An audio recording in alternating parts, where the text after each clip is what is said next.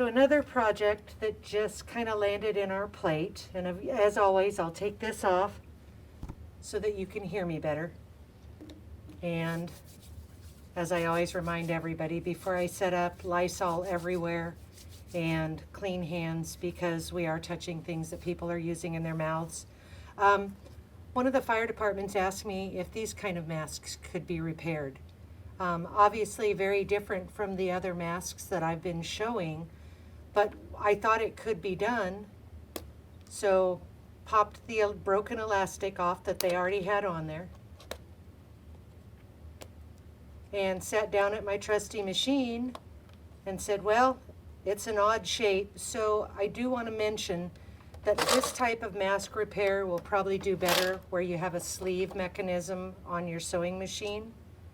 I used the disrepaired plastic to make the lengths for my elastic to sew on.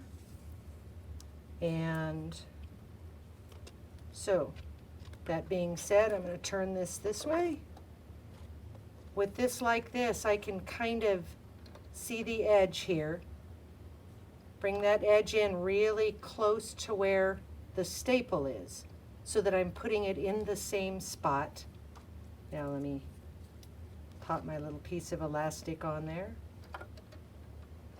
It's a little bit of manipulation, but not much.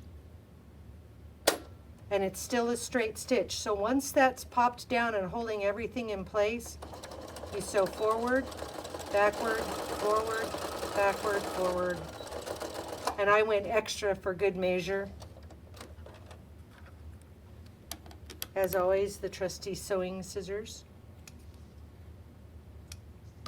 And as you can see, it doesn't do any damage to the inside. It doesn't do any damage to the outside. You turn around and you do the exact same thing on the other side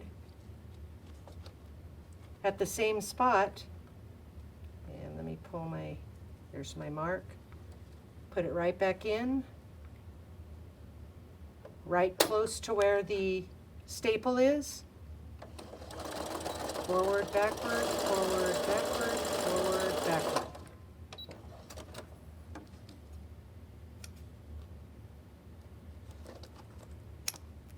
And that's how you can repair those. You do the exact same thing on the bottom of the mask.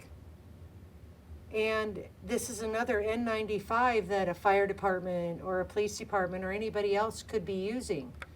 So my recommendation would be reach out to the wives or family members of departments and ask if they have some spare elastic laying around. And if they could repair some of your N95s that way. I was pleasantly surprised to see that it worked. I was equally pleasantly surprised to see that it didn't damage the mask in any way to make it unusable. So might as well keep sharing ideas on how we can keep our first responders in N95 masks, and this is just another opportunity. So thanks for watching, and hopefully it'll help us all out in the end. Thanks.